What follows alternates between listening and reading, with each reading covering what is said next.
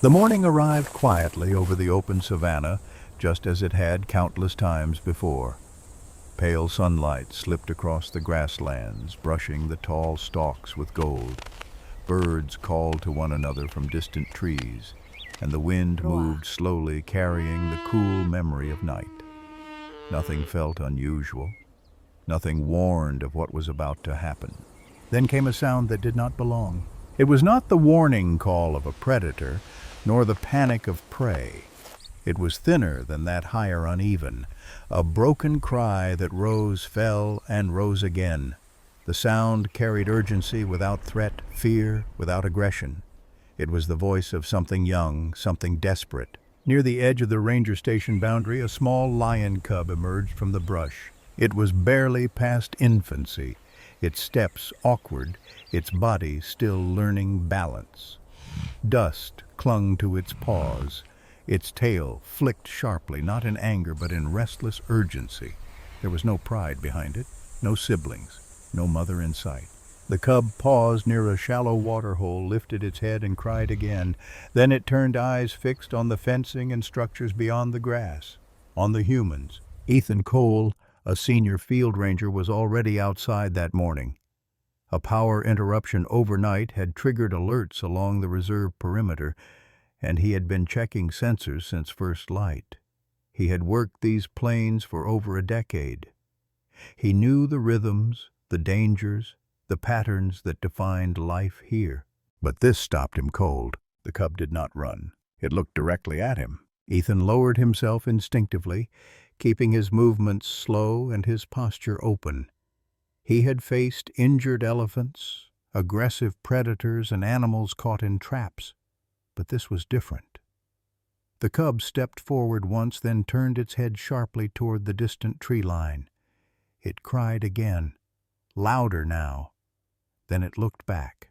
It was waiting. "You're a long way from home," Ethan murmured, more to himself than to the animal. The cub began to trot away, stopping after several steps to glance back. It did not flee. It guided. Against training and protocol, Ethan made a decision that had nothing to do with manuals. He climbed into his vehicle and followed at a careful distance, keeping the engine low and the speed slower still. The cub checked on him repeatedly, ensuring he was still there. After nearly a mile, the cub veered toward a dense cluster of trees. Ethan parked at the edge and continued on foot. The air beneath the canopy was heavier still, carrying a tension that made his chest tighten. That was when he saw her. A lioness lay on her side beneath a twisted tree. Her body stretched long and unmoving. Her breathing was shallow and uneven. Her mouth hung slightly open, tongue dry. But it was her swollen abdomen that struck him hardest. She was heavily pregnant. The cub rushed to her side, pressing its small body against her shoulder, releasing a softer cry, now one filled with worry rather than panic. The lioness did not rise. She did not bare her teeth. Her eyes opened only briefly, dim and unfocused. Ethan's training snapped back into place. Severe dehydration, heat stress, late-stage pregnancy. Time was dangerously short. He activated his radio. "Base, this is Cole. I've located a collapsed lioness. Advanced pregnancy. Critical condition. Sending coordinates now. I need the veterinary unit immediately." The response crackled back. "Copy. Emergency team en route. Estimated arrival 25 minutes. Ethan looked down at the lioness again. 25 minutes might already be too long. He moved closer slowly, deliberately. The lioness barely reacted. No threat, no warning, just exhaustion beyond instinct. He removed his jacket and placed it on the ground near her head, then carefully poured a small amount of water into a shallow depression near her nose. Her muzzle twitched. Her tongue brushed the damp earth once. It wasn't much, but it was enough to tell him she was still fighting. The cub turned its wide eyes toward him, watching every movement. There was no fear in that gaze, only expectation. In that moment, Ethan understood something that would stay with him forever. This was not chance. This cub had crossed a boundary no wild animal should cross. It had sought out humans because it believed they were the only ones left who could help. And now, whether he was ready or not, Ethan Cole was responsible for answering that call. The veterinary unit arrived in a rush of dust and heat, the vehicle rolling to a stop just beyond the trees. By then, the sun had climbed higher, turning the air heavy and slow. The savanna still looked peaceful at a distance, but under the canopy the tension felt sharpened, like the world was holding its breath. Ethan stepped back as the team climbed out unloading packs with practiced speed. There were 4 of them. 2 field medics, 1 support ranger, and the lead veterinarian, Dr. Mira Salazar. Mira moved with the calm focus of someone who had seen too many emergencies to waste time on surprise. She crouched near the lioness' eyes, scanning the body, the breathing, the swollen abdomen, the faint twitching that came and went like a weak signal. "She's in serious distress," Mira said quietly. "Late-stage pregnancy, dehydration, heat strain, possibly more complications under the surface." Ethan nodded. "I found her like this. The cub led me." Mira looked up sharply. "Led you?" Ethan kept his voice steady. It came to the station perimeter crying. It didn't run. It waited until someone followed. For a moment, nobody spoke. The kind of silence that happens when trained people hear something that doesn't fit any standard explanation. Then Mira exhaled slowly, as if filing it away in a place where strange truths belonged. "Animals notice more than we think," she said. "Sometimes they decide to do what we don't expect." The cub remained near the lioness's shoulder as the humans moved in. It didn't charge, didn't retreat into the brush. It stood its ground, watching every hand, every step, every tool pulled from a bag. Its eyes followed Mira with unsettling focus, as if it understood she was different from the others. One of the medics, a lean man named Lucas Bennett, hesitated. "Should we move the cub back for safety?" Ethan shook his head before Mira could answer. "If we force it away, the mother might react even in this condition. Let it stay. It's the only thing keeping her calm." Mira studied the cub again, then nodded once. "Agreed. Nobody touches it." They worked fast. Cooling cloths were laid along the lioness's legs and belly, then replaced again and again as the fabric warmed. A portable shade tarp was extended to block the harshest sun. Mira inserted a fluid line under the loose fold of skin near the shoulder, careful, steady, measured. Another medic, Jonah Reed, connected a compact monitor and watched the numbers blink into place. The lioness barely moved, but the monitor told a clearer story than her stillness did. She was hanging on, and only just. Ethan crouched close enough to watch, but not close enough to crowd. The cub pressed its cheek against the lioness's side, making a soft sound that wasn't a warning and wasn't fear. It was simply there like a small anchor. Minutes passed. The team adjusted, checked, waited for signs of improvement. But the numbers did not rise the way they should. Mira's jaw tightened as she checked the monitor again. Not stabilizing fast enough, she murmured, "Her body is struggling to regulate." Lucas glanced toward the open path back to the vehicles. "We should relocate her to the transport unit. We've got controlled shade, better cooling oxygen support. Out here we're fighting the environment." Jonah frowned. Moving her could be risky in her state. Lucas answered quickly, voice edged with urgency. "Not moving her is risky too." Mira stayed quiet, eyes on the lioness's breathing, the slight tremor in one hind leg, the shallow rise of the chest. She knew both of them were right. In field medicine, the hardest part wasn't knowing what could help. It was choosing what could hurt less. Ethan stepped closer, lowering his voice. "If we lift her while she's semi-aware, she could panic. Even a weak reflex could push her over the edge, and if she panics, the cub panics too." The cub seemed to sense the shift in tone. It stood tail low but tense and placed its small body across the lioness's front leg as if to block the humans from getting too close. Mira noticed. Her eyes narrowed not in irritation but in thought. "We don't make a move unless we have to," she said at last. "We try to stabilize here first." Lucas opened his mouth, then closed it. He didn't like it, but he didn't argue. Mira wasn't careless. If she chose to stay, it meant she believed staying gave them a chance. Secondary heat barrier, Mira ordered. Reflective sheet, double the shade, reposition the fans to push air across the abdomen and legs. Jonah and Lucas moved instantly, unfolding material, anchoring corners, shifting equipment. The tarp deepened the shadow over the lioness, and the fans redirected airflow in a steady stream. Ethan helped hold a support pole while Jonah secured it, his hands slick with sweat. As they worked, Mira adjusted the fluid rate, then listened carefully at the lioness's abdomen with a field stethoscope. Her expression shifted, subtle but unmistakable. "There's fetal activity," she said. Ethan's shoulders lifted as if he'd been bracing without realizing it. How many? Mira listened again, longer this time. At least 2, possibly more. One rhythm sounds uneven. Lucas looked up sharply. "More than 2? Hard to confirm without imaging," Mira said, "but yes, it could be 3. The words landed hard. Triplets were rare.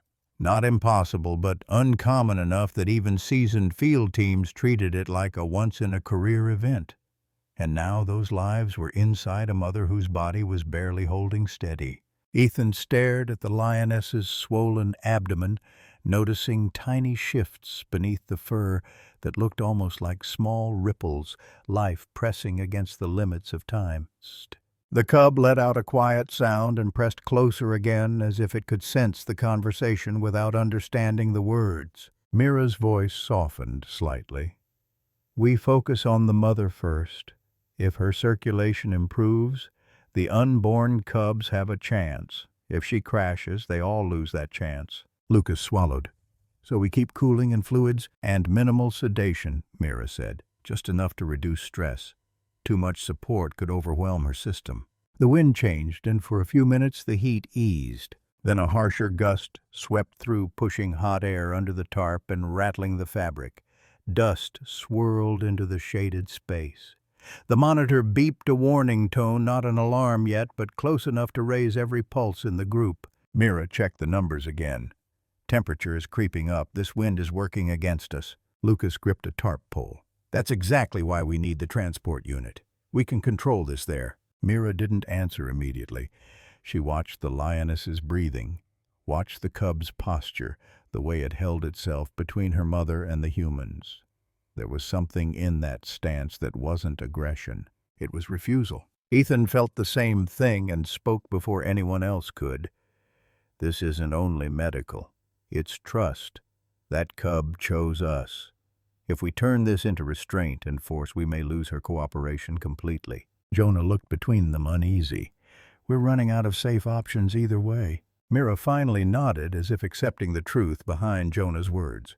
"We stay, but we reinforce. If the heat rises further or her vitals dip again, we prepare to move. Not now, not yet." Lucas exhaled through his nose, frustrated, but he obeyed. He dragged the reflective sheet into place, building a second layer to bounce the sun away. Jonah soaked fresh cloths and laid them carefully along the lioness's legs and abdomen. Ethan adjusted the fan angle until the air flowed in a consistent path.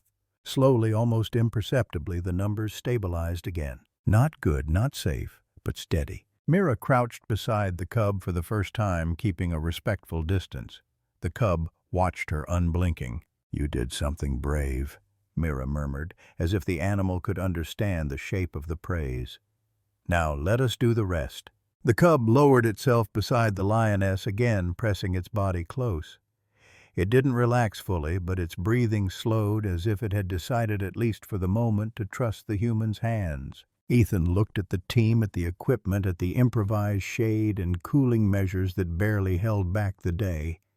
He had seen emergency rescues before, but this felt different.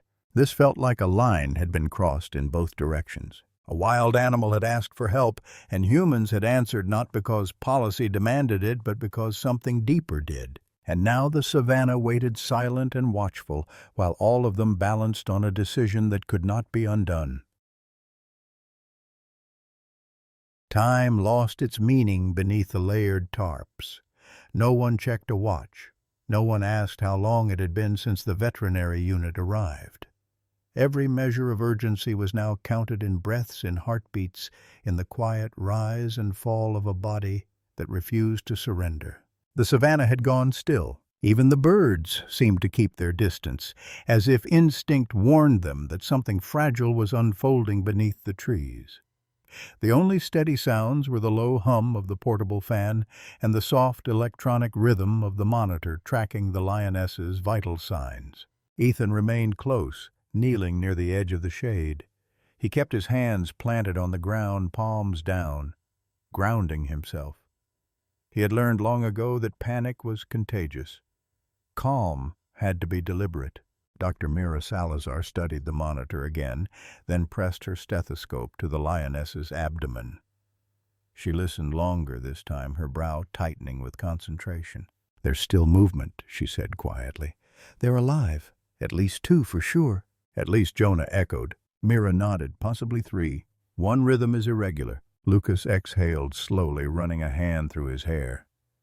"So now we're balancing more than one clock." "Yes," Mira said, "and none of them are forgiving." She straightened and reached for the compact ultrasound unit from her pack. It wasn't ideal equipment for a situation like this, designed for quick assessments, not complex emergencies, but it was the best they had. Ethan felt his stomach tighten as Mira applied gel and carefully guided the probe across the lioness's swollen abdomen. The screen flickered static at first, then resolved into shifting shapes. "Okay," Mira murmured. "There, that's one." A rhythmic pulse flashed on the display. "Strong heartbeat," she said. "Good oxygen flow." Ethan released a breath he hadn't realized he was holding. "Here's another," Mira continued, adjusting the angle. "Slightly slower, but stable." Lucas leaned in closer. "And the third." Mira moved the probe again. The screen stuttered, then revealed another faint rhythm, uneven, inconsistent. "There," she said, her voice careful. "That one's struggling." The words settled heavily in the shaded space. Ethan stared at the screen.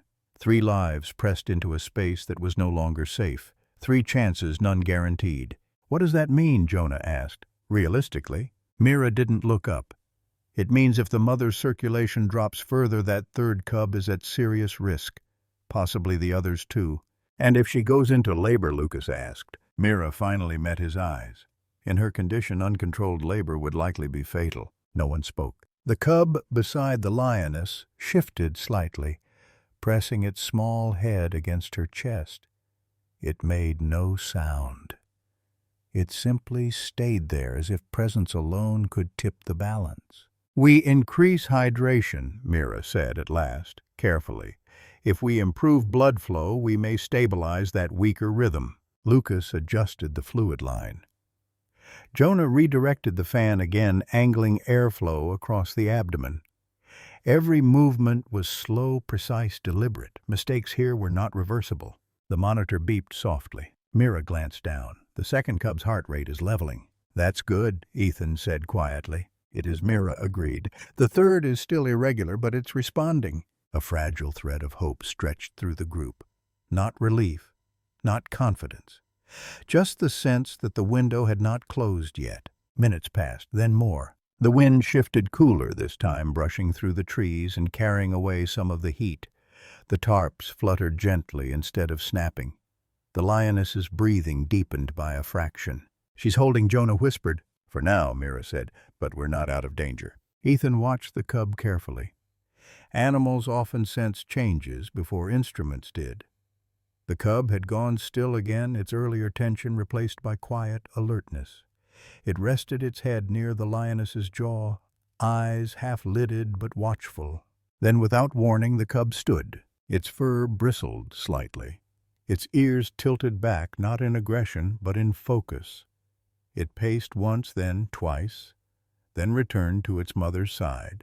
Mira noticed immediately, something's changing. Before anyone could respond, the lioness's hind legs trembled. "Muscle spasm," Jonah said quickly. Mira placed a hand on the abdomen. "Heat-related, not labor." The monitor numbers dipped, then climbed again. "This is the edge," Mira said softly. "If we misjudge now—" She didn't finish the sentence. Ethan felt the weight of it settle in his chest. He had been trained for emergencies, for loss, for making calls that others never had to face. But this was different. This wasn't just a calculation of risk. It was a living equation written in breath and trust. They adjusted again. More cooling, slightly reduced sedation. Every decision balanced between help and harm. Slowly the lioness's breathing steadied. The tremor faded. Mira closed her eyes for a brief second, then opened them again. "We've bought time." Lucas let out a breath. "How much?" Mira shook her head. "Enough to keep going, not enough to relax." The cub lowered itself beside the lioness, once more pressing close. It did not cry. It did not move away. It had done its part. Now it was waiting to see if the humans would be able to do theirs. The brief calm did not bring relief. Anyone with experience in emergency field work knew better. When the body fought, this hard stillness often came before collapse. The savanna seemed to sense it too. The breeze weakened. Heat pressed down again, thicker than before, as if the land itself were testing how much the fragile balance could hold. Dr. Mira Salazar checked the monitor once more, her expression tightening. "Her core temperature is climbing again," she said, slowly but steadily. Lucas clenched his jaw. "We can't keep fighting the environment like this. We're losing ground." Jonah glanced at the reflective barrier, then at the sun creeping higher through the trees. "The tarp's doing all it can. But if the heat spikes again—" "We know," Mira interrupted quietly. Ethan stood just outside the shade, watching the cub. It had risen again, body rigid, eyes moving between the humans and its mother. It placed itself squarely across the lioness's front leg, unmoving, blocking them. "She won't tolerate restraint," Ethan said. "Not conscious like this." Lucas took a step closer, frustration edging his voice. "If we don't move her, we might lose her anyway. The transport unit gives us controlled temperature, oxygen, real monitoring. And lifting her could push her into shock," Mira countered, "or trigger cardiac failure, or cause internal rupture." The words hung in the air, heavy and unavoidable. Jonah rubbed the back of his neck. "So what's worse? The risk of moving her, or the certainty of staying here until the heat wins?" Silence followed. Ethan felt the weight of the moment settle fully for the first time. This was it. There would be no perfect choice, no option without consequences. Whatever they decided next would shape the outcome for better or worse. He stepped forward, voice steady but firm. "This isn't only medical. That cub led us here. If we force her now, we break the only thing keeping her calm. If she panics even briefly, she could crash." Lucas looked at the cub again. It did not bare its teeth. It did not retreat. It simply stood its ground. Mira exhaled slowly. "He's right. If she fights, we lose control of the situation instantly." Lucas's shoulders sagged. "Then what do we do?" Mira's eyes hardened with resolve. "We buy more time." She turned sharply. "Thermal sheet now. Build a secondary barrier. Redirect airflow around the tarp instead of through it. We need to cut radiant heat." Jonah moved immediately. Lucas hesitated only a second before joining him. They unfolded the reflective sheet, anchoring it at an angle that deflected sunlight away from the shaded area. Fans were repositioned to circulate cooler air along the perimeter instead of pushing hot gusts directly inside. Ethan held a support pole steady as the structure took shape. Sweat ran down his back, but he didn't move. Time stretched again. The lioness's breathing faltered once, then steadied. Her muscles twitched faintly, then relaxed. Mira checked the monitor, temperatures leveling, not dropping, but no longer climbing. "We stay," she said quietly. "For now." No one celebrated. They all understood what that meant. If the lioness declined again, there would be no room left for debate. And if she survived, it would be by inches, not margins. The cub lowered itself beside its mother again, pressing close, its breathing slowing, as if it sensed the shift. It rested its head near her shoulder, eyes open, watching. Ethan crouched nearby, careful not to intrude. He spoke softly, more to the moment than to the animal. "You did what you could. Now we're trying to do the same." The cub blinked once slowly. Minutes passed, then more. The savanna remained quiet, suspended between heat and hope. Under the tarps, humans and lions shared the same fragile space, bound together by a choice that could not be undone. And somewhere beneath the lioness's still form, three small lives waited unaware of how close the world had come to deciding their fate. The afternoon light shifted, growing harsher as the sun climbed higher. Shadows shortened beneath the trees, offering less relief with each passing minute. The air hummed with insects, now a low vibration that pressed against the senses. Sweat clung to skin and fabric alike, but no one moved unless necessary. Dr. Mira Salazar wiped her hands on a cloth and reached again for the portable ultrasound unit. "If we're staying," she said calmly, "we need clearer answers." Ethan nodded. "Tell us what we're dealing with." Mira knelt beside the lioness, reapplying gel with careful precision. Her movements were steady, controlled, the kind that came only from long experience under pressure. Jonah adjusted the monitor so everyone could see without crowding the space. The screen flickered. Static gave way to shape. "There," Mira said softly. "First cub." A strong, steady rhythm pulsed across the display. "Heart rate's good," she continued. "Responsive movement. This one's stable." Lucas let out a slow breath. Mira shifted the probe slightly. "Second cub." Another rhythm appeared, slower than the first, but consistent. "Not ideal," she said, "but holding." She adjusted again. The third image took longer to form. When it did, the room under the tarp felt suddenly smaller. "That's the third," Mira whispered. The heartbeat was uneven. It surged, then dipped, then struggled to recover. Jonah frowned. "That doesn't look right."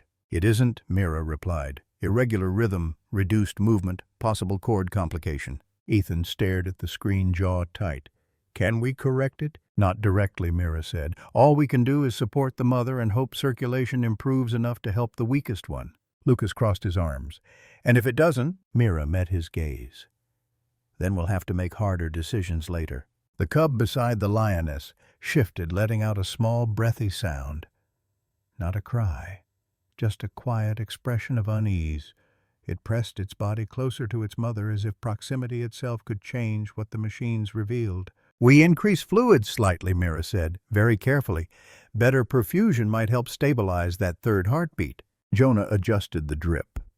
Lucas redirected a fan again, angling airflow toward the lioness's abdomen. Seconds passed. Then the monitor beeped, not in warning, but in update. Mira leaned closer. "Second cub's heart rate is improving." Ethan felt his shoulders ease slightly. "And the third?" Lucas asked. Mira watched the screen intently. "Still irregular," she said. "But the dips aren't as deep." "That's something," Jonah said. "Yes," Mira agreed. "It's not a solution, but it's not failure either." The lioness's flank rose and fell, shallow but steady. Her muscles twitched once, then relaxed. A faint sound escaped her throat, more breath than voice. "She's aware," Ethan said quietly. Mira nodded, not fully alert but conscious enough to feel what's happening. The cub lifted its head, nuzzling gently at the lioness's jaw. The lioness's whiskers twitched. Her head shifted just slightly toward the contact. "That's voluntary," Jonah murmured. "She's responding." Mira's expression softened just for a moment. "She's still connected." The ultrasound screen flickered again. "Look," Mira said suddenly. The third heartbeat steadied just a fraction. Lucas leaned in. "Is that real?" Mira nodded slowly. "It's responding to the improved flow." Hope crept in, careful and quiet. "But it was fragile." Mira straightened her face, serious again. "This can still turn quickly. If she goes into labor before stabilizing fully, we'll be forced into an emergency delivery." Ethan stiffened. "Out here?" "Yes," Mira said, "and it would be high risk. For all of them." No one spoke after that. The cub lowered itself beside the lioness, again resting its head against her shoulder. It had stopped pacing, stopped watching the humans so closely. It waited, breathing slow and steady, as if it believed the worst had not come yet. Under the tarp, beneath the weight of heat and uncertainty, 3 heartbeats continued to pulse on a flickering screen. And for the first time since the rescue began, none of them were fading. The fragile calm did not last. It never does. The first sign came not from the monitors, but from the cub. It lifted its head sharply, ears flattening, body stiffening as if struck by an invisible current. Its breathing quickened. Its eyes locked onto its mother's hind legs. "Something's wrong," Ethan said immediately. Before anyone could respond, the lioness's muscles tightened. It began as a tremor, subtle but unmistakable, running through her back legs. Then the tremor spread. Her body seized, spine-arching limbs locking in sudden rigidity. "Seizure," Mira shouted. "Everyone clear." The monitor screamed. Jonah grabbed the equipment stand to keep it from tipping. Lucas lunged for the fluid line, stabilizing it before it could tear free. Ethan moved instinctively toward the cub, afraid it might panic, but the cub didn't run. It stood frozen, wide-eyed, watching. The seizure lasted only seconds, but it felt endless. Then the lioness collapsed back into the earth, her body, slack breath, barely visible. Silence followed. Too much silence. Pulse, Mira demanded. Lucas checked fingers, pressed hard. Weak, thready. Mira was already moving. "She's crashing." The words landed with finality. Ethan felt his chest tighten. "What do we do?" Mira didn't hesitate. "If we wait, we lose her and the cubs. We act now." Lucas stared at her. "You mean—" "Yes," she said sharply. "Emergency delivery. Here." Jonah swallowed. "Out here." "There is no later," Mira said. "There is no transport window left. Her body won't survive natural labor. We either intervene or we lose everything." The cub let out a low sound, barely audible, not fear, not anger. It sounded like refusal, like insistence. Mira dropped to her knees beside the lioness's abdomen. "I need sterile saline gloves, field blades, clamps. Now!" Everyone moved. Training took over. Fear stepped aside. Ethan hovered near the cub, speaking softly without thinking. "Stay back. We're helping her." The cub retreated only a step, then stopped, eyes fixed on Mira's hands. Mira worked fast. There was no room for doubt, no space for second thoughts. Her movements were precise, practice driven by necessity rather than ideal conditions. The incision was clean, controlled. Blood pooled quickly, but Mira stayed focused. This is what rescue looks like, Ethan thought, forcing himself to keep watching. "First cub," Mira said. "Good position." She reached in and lifted a small, slick body free. Lucas took it, hands trembling despite himself. He cleared the airway, rubbing gently. A cough, a breath. "Alive," Lucas said, voice breaking. "Second," Mira said immediately. "Breach." Her shoulders tightened as she worked. This one resisted, tangled by circumstance and time. "Come on," she whispered, more plea than command. Then the second cub slid free, weak but breathing. Jonah took it carefully, cradling it like something sacred. Mira's expression hardened. "Third is tangled. Umbilical wrap." Ethan stepped closer. "What do you need?" "Steady hands," she said. "Help me lift." They worked together, slow and deliberate. Seconds stretched thin. The third cub finally came free. It did not move. "No pulse," Mira said quietly. Jonah was already there with the resuscitation kit. He worked methodically, compressing gently, providing air again and again. Nothing. Ethan closed his eyes. Then a twitch, a faint cough, a sharp, thin breath. Jonah laughed, breathless. "We've got it. 3 cubs, all alive." Mira slumped back on her heels for just a second, then turned her attention back to the lioness. "She's still critical. Very low vitals." The cubs were placed beside their mother, instinctively curling toward her warmth. The firstborn, the one who had asked for help, stepped closer, nose touching her paw. The lioness did not move, but she was breathing. Barely. The sun slid lower, dragging the worst of the heat with it. The savanna exhaled. Against every expectation, against every rule written in manuals and training guides, they had pulled life back from the edge. But survival was not finished deciding. By the time the sun slipped beneath the horizon, the world had changed. The savanna cooled quickly, the heat of the day retreating into the soil like a held breath finally released. Colors softened. Gold turned to amber, amber to blue. The violent urgency of the afternoon faded, replaced by a quieter, more dangerous tension. The kind that came with waiting. The lioness lay motionless beneath the reinforced tarp, her body carefully cleaned and bandaged. The incision along her side was sealed and protected soaked cloths replaced with sterile coverings. Her breathing remained shallow but rhythmic. Each rise of her chest counted without anyone meaning to count. Beside her, 3 newborn cubs slept in a tight cluster on a heated pad. They were impossibly small, fragile. Their sides moved with soft, even breaths, unaware of how close the world had come to ending before it began. The firstborn cub remained apart. It lay near its mother's front paw head, resting against her fur, eyes open. It did not sleep, not fully. Every sound drew its attention. Every shift of fabric, every footstep, every change in breathing. It was still on watch. Ethan stood just beyond the edge of the tarp, scanning the darkness beyond the trees. Night predators would not ignore the scent of blood forever. Hyenas, jackals, even wandering males could be drawn in. The team set up a loose perimeter, lights angled, low radios, close movements minimal. No one spoke unless necessary. Dr. Mira Salazar sat on the ground beside the lioness, her back against a medical case. Exhaustion etched into every line of her face. She checked the monitor again, then again, as if repetition alone might will the numbers upward. "Vitals are holding," she said quietly, low but stable. Lucas handed her a cup of rehydration fluid. She accepted it without looking away from the lioness. "We made it through the worst," Jonah said softly. Mira did not respond right away. When she did, her voice was honest. "We made it through the most violent part. Recovery is a different battle." Ethan moved closer, crouching near the cubs. He had seen newborn animals before, but never like this. Not born into silence under canvas and artificial light, surrounded by humans who had no place in their world. "Any movement?" he asked. Mira shook her head. "Not since the delivery. She's in deep metabolic recovery. Her body is trying to reset." "Will she wake up?" Mira hesitated. "That part is no longer in our hands." The words settled heavily. As the night deepened, shifts rotated quietly. One person watched the perimeter, one monitored equipment, one stayed beside the lioness at all times.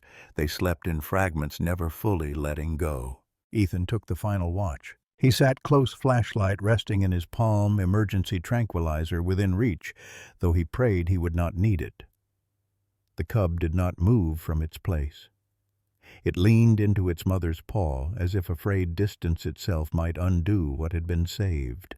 Around 2 in the morning, the air changed. The cub lifted its head. Ethan straightened immediately. The lioness's paw twitched, just barely. Then it moved again. Ethan leaned forward. "Mira," he whispered. She was awake in an instant. Her hand went to the lioness's pulse point, then to her eyes. The lids fluttered. "She's waking," Mira said, barely breathing the words. The cub pressed its nose against the lioness's face, releasing a soft chirp, gentle and insistent. The lioness's head shifted a fraction toward the sound. Her breathing deepened. One by one, the team gathered silent, forming a loose circle without stepping closer than necessary. No one celebrated. They watched. The lioness's eyes opened just enough to catch light. Confused, heavy, alive. Her paw curled slightly, resting against the cub beside her. Mira closed her eyes for a moment, shoulders finally lowering. She chose to come back. Ethan felt something loosen in his chest, something he had been holding since sunrise. The longest night was not over yet, but dawn was coming. Dawn arrived without drama. The sun did not rush over the horizon. It eased into the sky, pale and gentle, as if aware of the fragile lives resting beneath the canvas tarp. Light spilled slowly across the grass, turning dew into silver and dust into gold. The savanna breathed again. The lioness stirred as the temperature shifted. Her eyes opened fully this time, golden and alert, despite the weight of exhaustion pulling at her body. She did not rise. She did not tense. She simply looked around, taking in the shapes, the sounds, the unfamiliar presence of humans nearby. And then she saw them. 3 cubs lay pressed against her side, small bodies curled instinctively toward her warmth. Their breathing was easy now, steady, untroubled. One twitched in sleep. Another stretched a tiny paw and settled again. The lioness released a low rumbling sound from deep in her chest. Not a warning. Recognition. The firstborn cub responded immediately, lifting its head and pressing closer to her face. She touched it gently with her nose, a slow, deliberate motion, then licked the top of its head once. The cub squeaked softly and leaned into her touch. Dr. Mira Salazar watched from just outside the shade, unmoving. No one spoke. No one dared interrupt the moment. "She's fully conscious," Mira whispered at last, "and aware." Ethan stood beside her, arms crossed loosely, eyes fixed on the lioness. "She knows," he said quietly. Mira nodded. "Yes, she does." The lioness shifted carefully, adjusting her body to better shelter the cubs. The movement was slow, controlled, but purposeful. Pain was there, written in the stiffness of her muscles, but it did not rule her. Instinct did. Her gaze lifted. It moved across the tarp, the equipment, the humans who remained still and silent. Then her eyes met Ethan's. For several long seconds, neither looked away. There was no aggression in her stare, no fear, just a calm, assessing presence, as if she were placing memory where instinct usually lived. She had allowed these strange creatures close when she was weakest. She had survived. That mattered. Mira exhaled slowly. "We'll withdraw soon," she said. "She needs space, quiet, control." Ethan nodded. "We'll leave supplies at the perimeter. Food, water. Then we pull back." As the morning warmed, the cubs grew more active. One wriggled free of the cluster and attempted to crawl, tumbling awkwardly over its own legs. The lioness responded with a soft rumble, drawing it back with the gentle press of her paw. Then unexpectedly she pushed herself upright. Everyone froze. Her legs trembled as she rose, but they held. She stood fully, head lifted, tail swaying slightly as she found her balance. For a brief moment she was framed by morning light, scarred, tired, but unmistakably powerful. The cubs looked up at her as if she were the sun itself. She took one slow step forward, then another. She stopped, turned her head, and looked at the humans once more. Not in challenge, in acknowledgement. Then she lowered herself back down, curling around her cubs, claiming them fully. Mira swallowed. "She's accepting them." "And us," Ethan added softly. The team began packing in silence. No rush, no sudden movements. Equipment disappeared piece by piece as if the scene were gently undoing itself. By mid-morning, the vehicles pulled back, leaving distance and stillness behind. Cameras were placed discreetly. Supplies were set far enough away not to interfere. As Ethan climbed into the last vehicle, he looked back one final time. The firstborn cub stood again, turning its head toward the retreating humans.